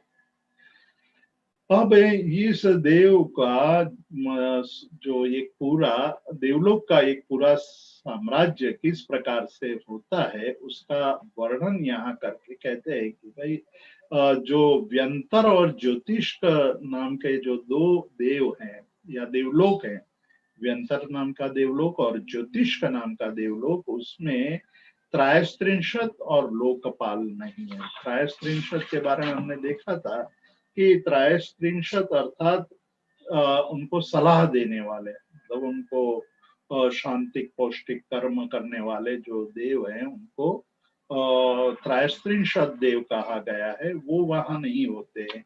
और दूसरा बताया गया कि लोकपाल नहीं होते, मतलब रक्षक के रूप में जो होते हैं वैसे देव वहां नहीं होते हैं। पूर्व और द्वि इंद्रा, हाँ, अब पूर्व के दो निकायों में यानी भवनपति और व्यंतर में इंद्रों की संख्या दो दो होती है, दो इंद्र होते हैं। वहां की व्यवस्था ऐसी है कि उसको दो इंद्र की आवश्यकता पड़ती है। पितांत लेश्य मतलब उनकी लेश्या, उनका वर्ण, शारीरिक वर्ण उनका होता है वो अच्छे शरीर वाले, अच्छे वर्ण वाले होते। वो कृष्ण, नील, कापोत और पीतलेशिया वाले रंग के होते हैं। अब वहां के देव जो अलग अलग देवलोक में जो देव है वो देव इस प्रकार का उनके सेक्स की भावना मतलब काम वासना उनकी कैसी होती है, वो भी एक महत्वपूर्ण विषय की चर्चा यहाँ की है कि ईशान तक के देव काय प्रविचार काय प्रविचारा ईशान तक के देव काया से मैथुन सेवन करते हैं। मतलब जिस प्रकार से मनुष्य में स्त्री पुरुष मैथुन सेवन करते हैं उसी प्रकार देवलोक में ईशान तक के देव काया से मैथुन करते हैं। पर उसके आगे जब ऊपर ऊपर के देवलोक में जाएंगे तो उनकी स्थिति, देवों की स्थिति अधिक समृद्धि वाली होती है। अधिक वो लोग ज्ञान आदि के रुचि वाले होते हैं, उनकी प्रज्ञा तेज होती है। उसके कारण उसके जो काम वासना या मैथुन सेवन की प्रक्रिया में परिवर्तन आ जाता है। तो वो बताते हैं कि पहले और दूसरे देवलोक के देव काया से मैथुन सेवन करते हैं, लेकिन तीसरे और चौथे देवलोक के देव केवल स्पर्श से ही मैथुन सेवन कर लेते हैं। मतलब स्त्री पुरुष का स्पर्श कर ले या पुरुष स्त्री का स्पर्श, यानी देव देवी का स्पर्श करके ही मैथुन सेवन की इच्छा परिपूर्ण हो जाती है और देवी देव को स्पर्श करके अपनी इच्छा को संतुष्ट कर लेती है। तीसरे और चौथे देवलोक, पांचवें और छठे देवलोक में केवल रूप को देख करके यहाँ एक अलग प्रकार की चर्चा हम कर सकते हैं, या पहले मैं पूरा सारे देवलोक के ये मैथुन की जो व्यवस्था बताई गई उसको हम देख लें, उसके बाद में जो मेरे मन के विचार है वो बताऊं। कि रूप को देख करके उनके मैथुन सेवन की इच्छा परिपूर्ण हो जाती है। 7वें और 8वें देवलोक के देव शब्द केवल शब्द से बात करके ही अपने मैथुन सेवन की इच्छा को परिपूर्ण कर लेते हैं। और 9वें से लेकर 12वें देवलोक तक के देव मन से मैथुन सेवन करते हैं, और तीसरे जब आगे बढ़ते हैं तो वहां मैथुन सेवन होता ही नहीं है। मतलब परे अप्रविचारा उसके, और जो 12वें देवलोक के ऊपर के जो देव हैं उन देवों में मैथुन काम वासना वो होती ही नहीं है। मतलब नवग्रैविक नाम का जो देव है लोक है और 5 अनुत्तर विमान के देव हैं, उनको मैथुन संज्ञा मतलब काम वासना परेशान नहीं करती है। जो देवों का स्वरूप बताया गया है, नवग्रैविक और 5 अनुत्तर देवलोक के देवों का स्वरूप बताया है, वो ऐसा बताया गया है कि वहां जो देव हैं वो निरंतर स्वाध्याय में रत रहते हैं।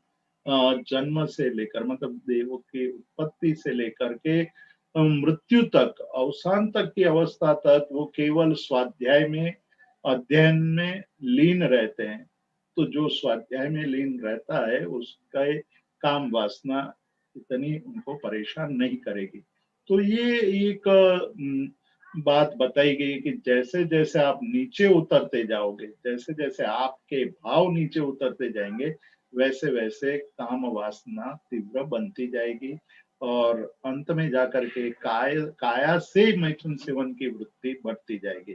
तो ये एक देवलोक में एक जो मैथुन सेवन की बात बताई है वो एक रोचक बात बताई गई है, और उससे हमें पता चलता है कि देवों की स्थिति किस प्रकार की वहां होती है।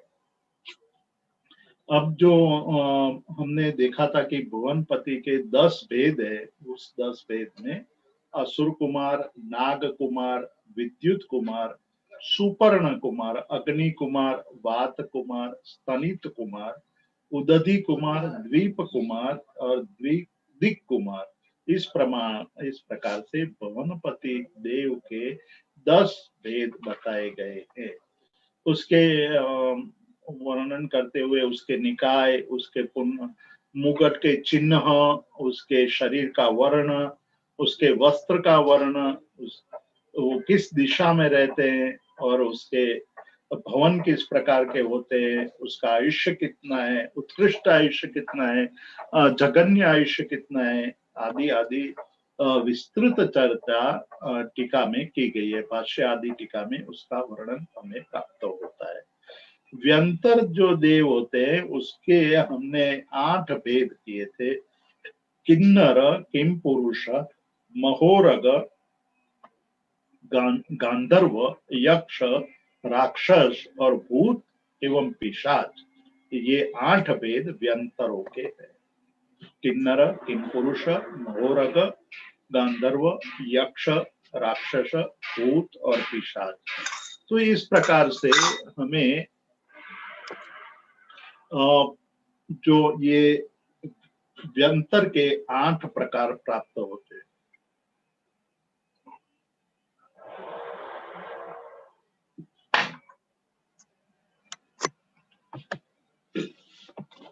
उसके बाद ज्योतिष्क देवों की बात आती है।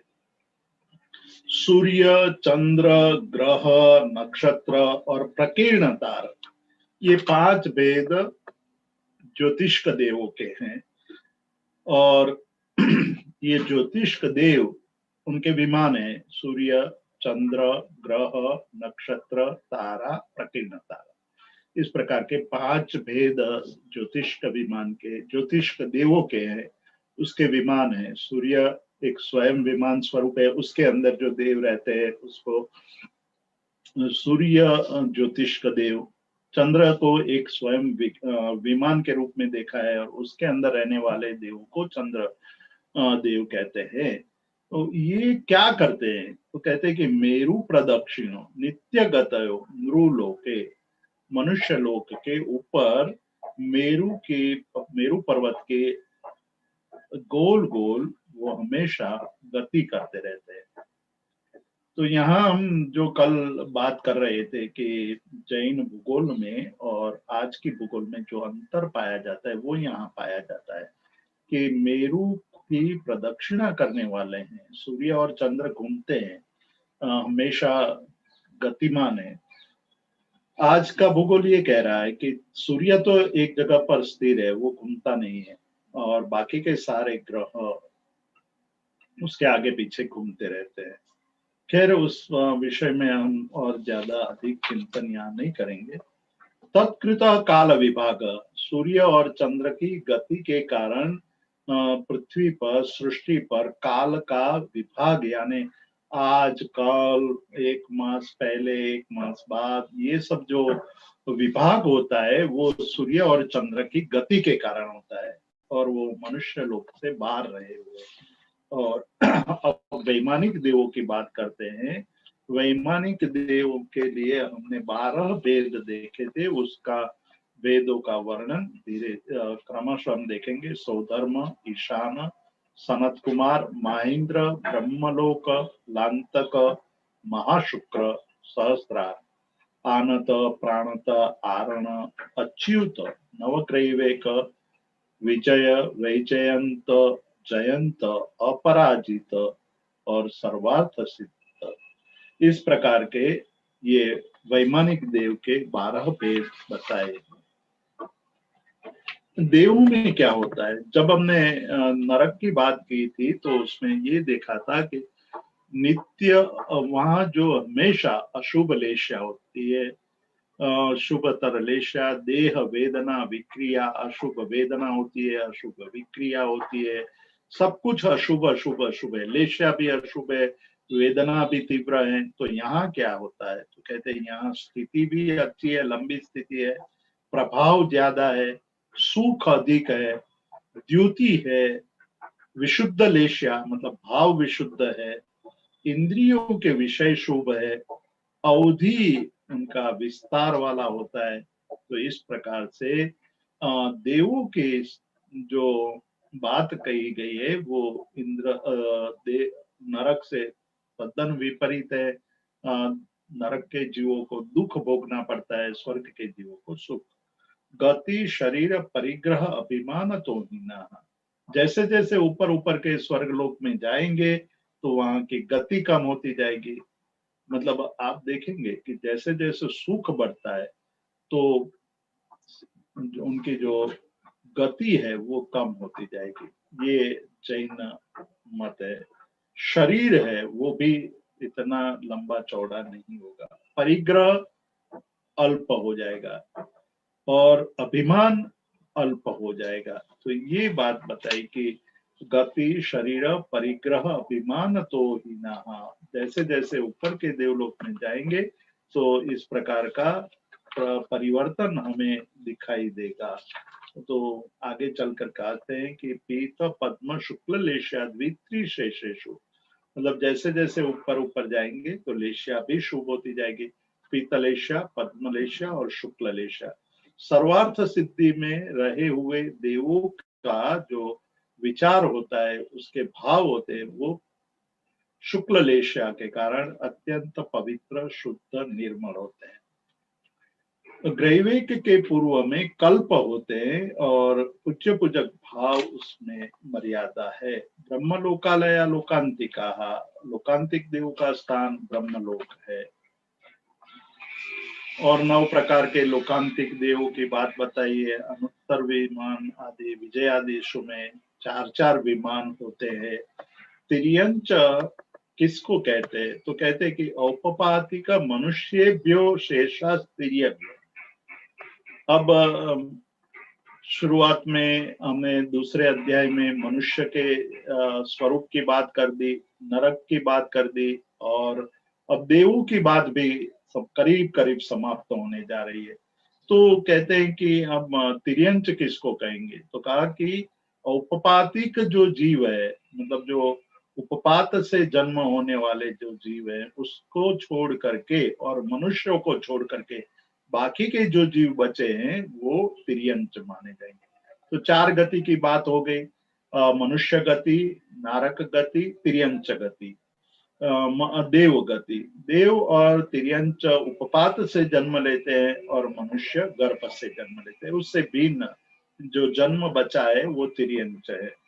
उनकी स्थिति की बात करते हैं कि भुवनपति में दक्षिणार्ध पतियों का 1.5 पल्योपम का उत्कृष्ट आयुष्य होता है और बाकी के इंद्रों की स्थिति 2 पल्योपम। और ये बहुत लंबी चर्चा यहाँ तत्वार्थ सूत्र में की गई है कि सभी देवों के आयुष्य की उत्कृष्ट स्थिति और जघन्य स्थिति कितनी होती है उसको मैं छोड़ रहा हूँ। अब आगे चल करके जो बात बताई है ज्योतिष के देवों की, उसमें ग्रहों की उत्कृष्ट स्थिति 1 पल्योपम की, नक्षत्र की आधे पल्योपम की, तारा की तारे की मतलब पा पल्योपम की और जघन्य अष्टभाग की होती है और बाकी के 4 भाग की, चतुर्भाग की स्थिति होती है। तो इस प्रकार हमें इस तत्वार्थ सूत्र में जीव तत्व की बात करते हुए मनुष्य के स्वरूप की चर्चा की, देव के स्वरूप की चर्चा की और साथ ही साथ आगे चल करके हमें नरक के जीवों की चर्चा भी की और तिर्यंच के जीवों की चर्चा की। इतना चर्चा करने के बाद यहाँ जीव मीमांसा, जीवों के बारे में जो बात कहनी थी वो समाप्त होती है। पर ये बात हमें याद रखनी चाहिए कि ये तो केवल संक्षेप में, अति संक्षेप में हमें जीव के स्वरूप का कथन किया गया है। उस पर लिखी गई टीकाओं में बहुत विस्तार से बात कही गई है। जीवा जीवा बेगम पन्नावणा सूत्र यानी प्रज्ञापना सूत्र, भगवती सूत्र जैसे आगम ग्रंथों में बहुत विस्तार से जीवों के स्वरूप के बारे में चिंतन किया गया है। तो ये जीव की मीमांसा खत्म होने के बाद अजीव की मीमांसा 5वें अध्याय में अजीव मीमांसा शुरू होती है। अजीव मीमांसा जगत के स्वरूप को समझने के लिए अत्यंत आवश्यक है। जीवों का स्वरूप समझ लिया कि एक बात जो महावीर बार बार कहते हैं वो ये है कि भाई हमें ये पता नहीं है, देव और नरक के जीवों को तो पता है लेकिन उनकी मर्यादा ये है कि वहां संयम नहीं है, वहां त्याग नहीं है, वहां तप नहीं है, वहां इतनी प्रबल उनकी शक्ति होती है कि जिसके कारण वो जो बात सोचते हैं वही पूर्ति हो जाती है। मतलब भोजन की याद आई और पेट भर जाता है, मतलब संयम है ही नहीं। संयम केवल मनुष्य योनि में संभवित है क्योंकि वहां भूख लगी है तो भूख को सहने के लिए विचार भी है। तो मनुष्य योनि में ही कर्म निर्जरा संभवित है, अन्य योनियों में संभवित नहीं है। इसलिए जैन धर्म ने जब बात की इन योनियों की या गतियों की बात करी, विशेष करके कि क्या किसी को देव बनना पसंद कोई करेगा या मनुष्य बनना, तो ये कहा कि देवापि नमम संति जत दम्मे सयामो। 10वें कालिक सूत्र की प्रथम गाथा में ये बात कही कि देव भी जिस की कामना करता है वो गति है मनुष्य गति, क्योंकि मनुष्य से ही परमात्मा बना जा सकता है, तीर्थंकर बन सकते हैं। कोई तीर्थंकर देव गति में बनने के लिए सक्षम नहीं है क्योंकि देव गति में संयम नहीं है, निर्जरा नहीं है, आदि आदि। तो देव भी जिस जन्म की कांक्षा रखते हैं, जिस गति की कांक्षा रखते हैं वो गति मनुष्य गति है।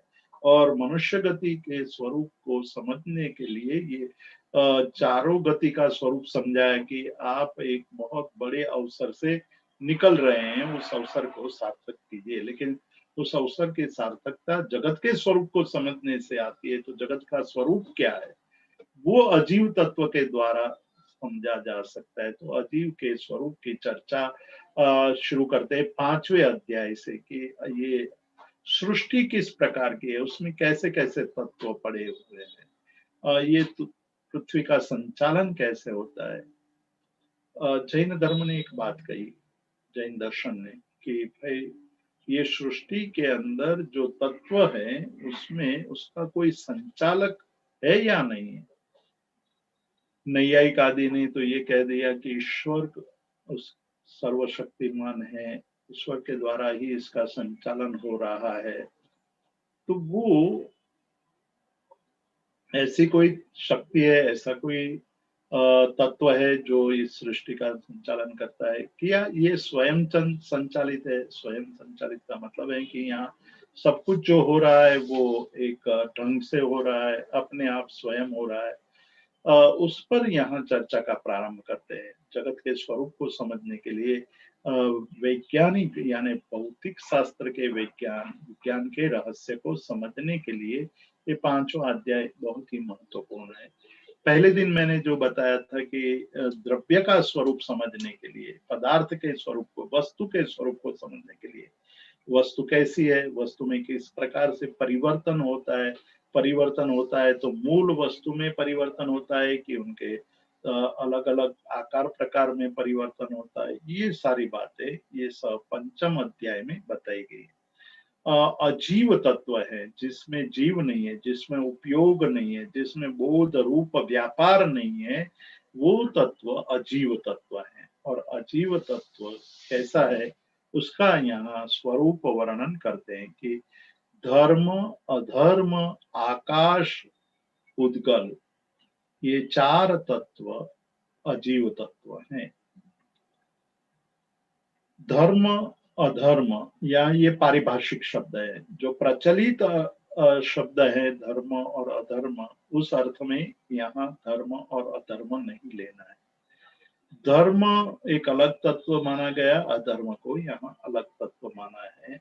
जो धर्म हम व्यवहार में मानते हैं कि जो करने योग्य किया जाता है वो धार्मिक पुरुष है, और जो कार्य करता है वो अधर्मी है, अधार्मिक पुरुष है, वो अर्थ यहाँ नहीं लिया।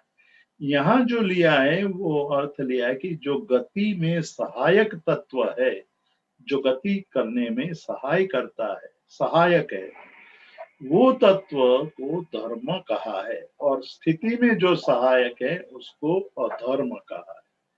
तो एक ऐसा तत्व कि जो तत्व गति में सहाय करता है, यदि वो तत्व ना हो तो गति होगी ही नहीं, और अधर्म नहीं होगा तो स्थिति भी नहीं होगी। तो ये गति नाम के एक तत्व की बात जैन धर्म ने कही है। इस गति नाम के तत्व को भी समझना आज इतना आसान नहीं है। वैज्ञानिक इस पर भी संशोधन कर रहे हैं कि जैन धर्म ने ऐसे तत्वों की व्याख्या क्यों की है, इस तत्व की बात क्यों की, धर्म और अधर्म जैसे तत्वों की बात करके क्या कहना चाहते हैं। तो पहले कुछ वैज्ञानिक ये मानते थे कि ये ईथर नाम का तत्व है जो गति में सहायक है। तो ईथर और धर्म ये दोनों एक ही है। ईथर धर्म का जो समूह है उसको अस्तिकाय कहते। तो मूल शब्द धर्म और उसके समूह को धर्मास्तिकाय कहा है। सरल रूप से बहुत ज्यादा डिटेल में न जा करके, विस्तार में न जा करके कुछ हमें कहना है तो यही कह सकते कि जिस प्रकार मछली को तैरने के लिए पानी की आवश्यकता है, पानी एक माध्यम है, पानी नहीं रहेगा तो मछली तैर नहीं पाएगी, तैरने का माध्यम है पानी। तो जिस प्रकार से पानी के कारण मछली नहीं बहती है, लेकिन मछली में तैरने की स्वयं शक्ति है, लेकिन माध्यम चाहिए उसको, एक इस प्रकार का माध्यम जिसके द्वारा वो तैर पाती है। तो हवा चाहिए, आकाश चाहिए, हवा आकाश के द्वारा एक ऐसा माध्यम बनता है, वो माध्यम पंछी को उड़ने में सहाय करता है। यदि शून्यावकाश को सर्जा जाए तो वहां पंछी उड़ नहीं पाएगा, मर जाएगा। तो कोई ऐसा तत्व है इस संसार में जो गति करने में सहायक होता है, उसको धर्मास्तिकाय कहा है। और जो स्थिति करने में गति है, और गति को ही हम पकड़ कर रखे केवल गति धर्मास्तिकाय होगा तो कोई भी तत्व, कोई भी पदार्थ सतत निरंतर घूमता ही रहेगा, निरंतर गति करता रहेगा। यहाँ आप कह रहे हैं कि ऐसे इस प्रकार से तो व्यवहार चलेगा नहीं, स्थिति भी होती हुई दिखाई देती है। तो स्थिति जिसके कारण होती है वो तत्व है अधर्मास्तिकाय। फिर हमने देखा था का आकाश जो अवकाश देता है, स्पेस जो स्पेस देता है वो आकाश आस्तिकाय है। और पुद्गल जो परमाणु, आज हम समझने के लिए पुद्गल शब्द को परमाणु से समझने की कोशिश करें। जो पदार्थ का अविभाज्य अंश है उसको पुद्गल कहते हैं, उसको परमाणु कहते हैं। लेकिन पुद्गल शब्द की एक विशिष्ट व्याख्या है, उस विशिष्ट व्याख्या की बात विस्तार से करनी है। उसको हम देखेंगे कि किस प्रकार से ये पुद्गल शब्द को लिया गया है। जो बात नैयायिकों ने परमाणु शब्द से कही है या अलग अलग दर्शनों ने अलग अलग शब्द से कही है।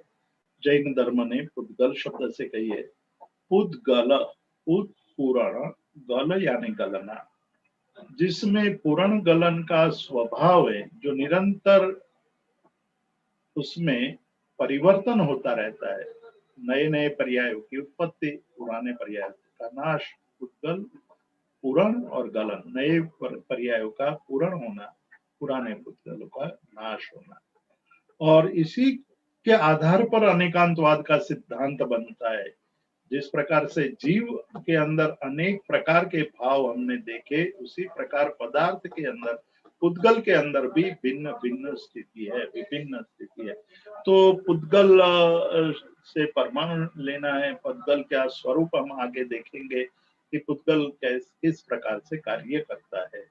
और द्रव्य जो होते हैं, द्रव्य की संख्या को बताने के लिए कहा कि धर्मास्तिकाय धर्म, अधर्म, आकाश और पुद्गल के साथ साथ जीव भी द्रव्य है। तो 5 द्रव्य हो गए और पांचों अस्तिकाय है। तो कुंदकुंदाचार्य ने जो ग्रंथ बनाया पंचास्तिकाय, जिसमें प्रत्येक पदार्थ अस्तिकाय का विस्तार से वर्णन किया है। तो पंच अस्तिकाय पंच पदार्थ, ये हुआ द्रव्याणि जीवाश्च, धर्म, अधर्म, आकाश, पुद्गल और जीव, इस प्रकार के 5 द्रव्य हुए।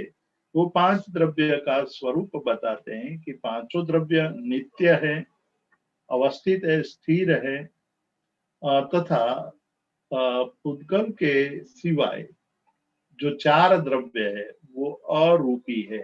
अरूपी, रूपी और अरूपी। जिसमें वर्ण, रूप, रस, गंध, स्पर्श है वो रूपी है। जिसमें वर्ण, रूप, रस, गंध, स्पर्श आदि कुछ भी नहीं है वो अरूपी है। यहाँ बताया गया है कि जीव के अलावा जो बाकी के 4 द्रव्य है, पुद्गल और जीव के अलावा, वो अरूपी, जीव भी अरूपी है। पुद्गल को छोड़ करके बाकी के सभी तत्व अरूपी है। और पुद्गल रूपी है, पुद्गल में वर्ण, रूप, रस, गंध, स्पर्श है इसलिए। किंतु पांचों द्रव्य नित्य और अवस्थित है, मतलब हमेशा रहने वाले, नष्ट नहीं होते।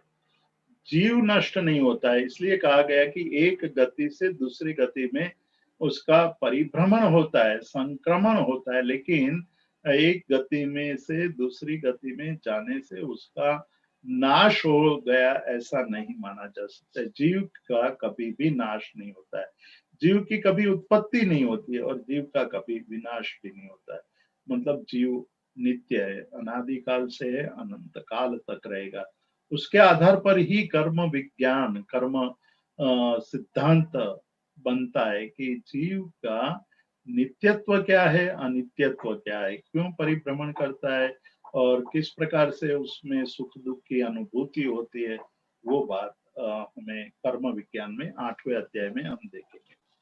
पुद्गल रूपी है, रूपी होने का मतलब है कि उसमें रूप, रस, गंध, स्पर्श आदि तत्व गुण पाए जाते हैं, इसलिए वो रूपी माने।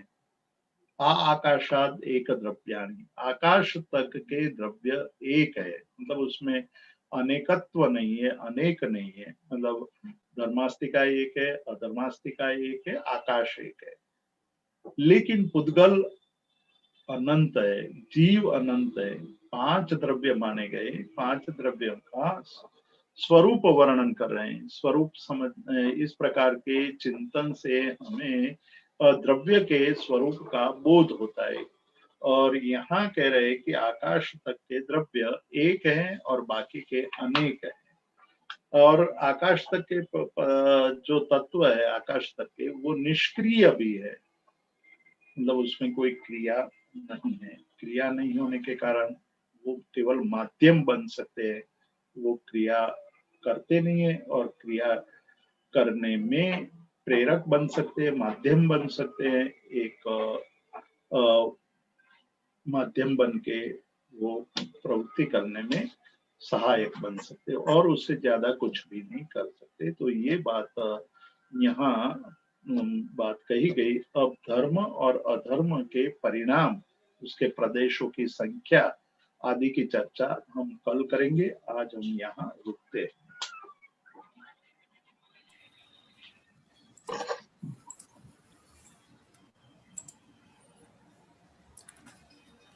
सब प्रश्नों के लिए आमंत्रित करें। हाँ, यदि कोई, वैसे तो भाषण बहुत ही सुबोध और सरल था, और मैं समझता हूँ कि सभी को बहुत अच्छी तरह से ये सब गूढ़ विषय समझ में आ गया होगा। लेकिन फिर भी यदि कोई शंका रह गई हो तो कृपया अपना प्रश्न उपस्थापित करें। इसके लिए आप रेज मैं एक बात सर यहाँ बताना चाहता हूँ, वो ये है कि कई जो परिचित जिज्ञासु है इसमें हमारे साथ जो जुड़े हैं, उनका जो कहना है वो ये है कि बहुत स्पीड से जा रहा है आपका जो व्याख्यान है, उसमें बहुत स्पीड से पढ़ाया जाता है या कहा जाता है, जो धारण करने में मुश्किल होता है। बात सही है। ये पूरा कोर्स 12 दिन का, पूरे 12 दिन के ये कोर्स है। और हमारे पास ये कोरोना काल में इतनी व्यवस्था करना संभव नहीं है, इसलिए केवल परिचय कराने के लिए, तत्वार्थ सूत्र का परिचय हो और जैन दर्शन का प्रवेश हो, उसके लिए ये व्याख्यान श्रेणी का आयोजन किया गया है। यदि आप मतलब उसको और विस्तार से समझना चाहते हैं तो आने वाले समय में यानी भविष्य में पूर्ण रूप से ये वर्कशॉप होगा तत्वार्थ सूत्र का। तो प्रत्येक सूत्र पर गंभीरता से चिंतन किया जाता है, उसके शास्त्रार्थ उस पर होता है। आपको भी पूरा मौका मिलता है कि आप प्रश्न पूछ सकते हैं। प्रत्येक मतलब हर रोज 5 से 7 घंटे का स्वाध्याय होता है, तब जाकर के 10 दिन, 11 दिन या 12 दिन में इस ग्रंथ का पूर्ण अध्ययन हो पाता है। तो ये कुछ समय की मर्यादा के कारण और वर्तमान समय की परिस्थिति को देखते हुए इस प्रकार की व्यवस्था बनाई गई है। बिल्कुल ठीक है, बिल्कुल सटीक उत्तर आपने दिया। यही कारण है हम लोग चाहते थे कि लोगों को कम से कम एक प्रवेश हो जाए, एक प्रवेश मात्र है एक जैन दर्शन में। इससे आपके भाषणों से एक प्रवेश मिल रहा है लोगों को, लेकिन उसका जितना विस्तार है उसको जानने के लिए तो फिर वो हमारी जो कार्यशाला है उसमें ही प्रतिभागिता करना अपेक्षित होगा, अथवा स्वाध्याय से इस विषय को समझना। कोई अच्छा ग्रंथ लेकर जिसमें तत्वार्थ सूत्र की अच्छी लंबी व्याख्या की गई हो, उसको आप स्वाध्याय से। और अब इसका उद्देश्य ये था कि एक तो आपको मूल सिद्धांत पता चल जाए, आपका प्रवेश हो जाए सिद्धांतों में, आप इस दर्शन में। और जब आप स्वयं स्वाध्याय से इस विषय को समझने की चेष्टा करें तो आपके लिए सरल हो।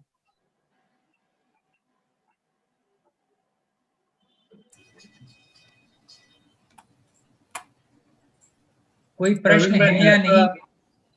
प्रवीण भाई मेहता कुछ प्रश्न पूछना चाहते हैं, तो प्रश्न पूछ सकते हैं प्रवीण भाई। પ્રણામ જીતુભાઈ। हाँ जी।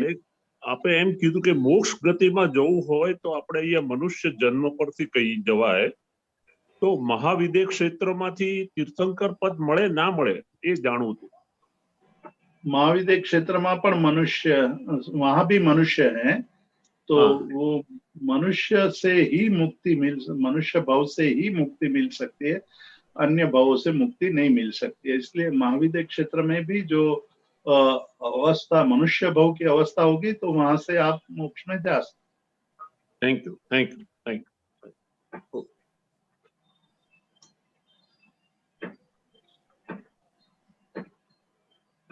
अब मेरे ख्याल से कोई प्रश्न नहीं है, तो हम सर एक ठीक है। अगर और कोई शंका नहीं है तो शिष्य संचिन्न संशय जिसे कहते हैं, सारे शिष्यों के आपका भाषण इतनी सरल सुगम सुबोध भाषा में होता है कि इतने गूढ़ सिद्धांत को आप इतने सरल रूप में प्रस्तुत करते हैं कि उसमें शंका के लिए कोई स्थान बचता नहीं है। तो आज आदरणीय प्रोफेसर जितेंद्र भाई शाह जी के इस व्याख्यान में, इस विद्वत्तापूर्ण व्याख्यान में हम सब ने सुना कि इस लोक का स्वरूप क्या है, इसकी संरचना किस प्रकार की है, मेरु पर पृथ्वी किस प्रकार की है, कितना इसका परिमाण है, इस सागर किस प्रकार के हैं, कितने हैं, उनका क्या परिमाण है, और मेरु कहाँ पर है, उसके चारों ओर किस प्रकार से परिक्रमा करते हैं ग्रह नक्षत्र इत्यादि, कितने प्रकार के नरक होते हैं और नरक के जीवों की क्या गति होती है, कितने प्रकार के स्वर्ग होते हैं या देवलोक होते हैं जिसमें कितने प्रकार के देवता होते हैं, इसमें 4 प्रकार को आपने बताया, और उन सब एक से एक बढ़ करके वो उच्च से उच्चतर होते चले जाते हैं, और उच्चतम जो देवलोक है उसमें उन देवों की क्या स्थिति होती है, क्या उनका स्वभाव होता है, क्या उनकी गति होती है, क्या उस बीच के जो देवलोक हैं उनका क्या स्वरूप होता है, किस प्रकार से उनकी पूरी व्यवस्था होती है, उनके साथ में उनके पुरोहित और उनके आचार्य भी होते हैं, उनके सलाहकार भी होते हैं, उनके सेवक भी होते हैं, आदि आदि। इसके पश्चात आपने द्रव्य के स्वरूप पर धर्म अधर्म, आकाश और पुद्गल पर प्रकाश डाला, और उसी पर आप आगे भी कल हमको थोड़ा सा और ज्ञान देंगे, और उसके अतिरिक्त और भी आगे के जो विषय हैं उस पर प्रकाश डालेंगे। तो हम हृदय से आपके आभारी हैं प्रोफेसर जितेंद्र भाई शाह जी, और हम आपको सादर नमस्कार करते हैं, सादर प्रणाम करते हैं, और आपका ये जो अनुग्रह है कि आप 5 दिन के अंदर हमको, जैसा कि आपने स्वयं कहा था, एक संपूर्ण गागर में सागर को भर करके दे रहे हैं। वस्तुतः सागर को नहीं आप भर के दे रहे हैं, सागर के मंथन के पश्चात जो अमृत उसमें से निकला था, उस अमृत को ही आप उस गागर में भर करके हम सब लोगों के सामने परोस रहे हैं। तो उस अमृत का पान करके हम लोग धन्य हो गए, और आगे हम लोगों को जो भी शंका होगी वो हम उसका समाधान आपसे सरलता से कर ही लेंगे। लेकिन हमको लगता नहीं है कि आपके इन 5 दिवसीय व्याख्यानों के बाद, इस व्याख्यान माला के बाद में हमारा कोई भी संशय रह जाएगा, और उसके पश्चात जो भी हम ग्रंथ पढ़ेंगे जैन दर्शन से संबंधित, उसमें हमारा बहुत सुगमता से प्रवेश हो जाएगा। हम आपके अनुग्रहित हैं, आपको बारंबार धन्यवाद देते हैं, और हम आपको समस्त श्रोताओं की ओर से हम आपका जो अनुग्रह उनके ऊपर है उसके लिए हम आपके आभारी हैं। Thank you sir, thank you.